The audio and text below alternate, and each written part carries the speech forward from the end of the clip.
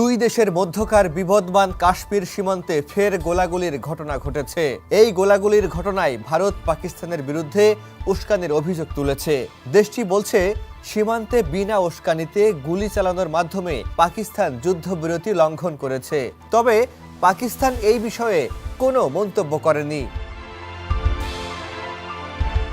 পাকিস্তানি সেনারা উস্কানি ছাড়াই গুলি চালিয়েছে বলে দাবি করছে ভারতীয় কর্তৃপক্ষ।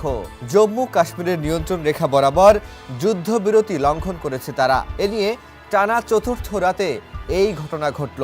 এদিকে ভারতীয় সেনাবাহিনী এক বিবৃতিতে বলেছে, 27-28 এপ্রিল রাতের বেলা পাকিস্তান সেনাবাহিনীর পোস্টগুলো কুপওয়ারা এবং পুঞ্চ জেলার বিপরীতে এলওসি জুড়ে উস্কানি ছাড়াই হালকা অস্ত্রের সাহায্যে গুলিবর্ষণ শুরু করে। সেনাবাহিনী দ্রুত কার্যকরভাবে এর জবাব দিয়েছে।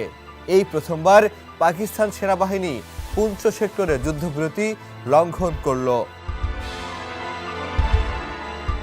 জম্মু কাশ্মীরের পেহেলগামে গত মঙ্গলবার এক সন্ত্রাসী হামলায় 26 জন নিহত হওয়ার পর ভারত ও পাকিস্তানি সৈন্যদের মধ্যে গুলি বিনিময় শুরু হয়। ভারতের অভিযোগ, পাকিস্তান ভিত্তিক লস্কর-ই তৈয়বার সঙ্গে যুক্ত একটি সন্ত্রাসী গোষ্ঠী এই হামলায় জড়িত।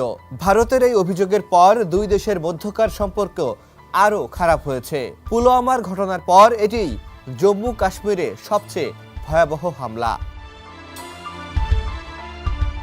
ডেস্ক রিপোর্ট, সমকাল।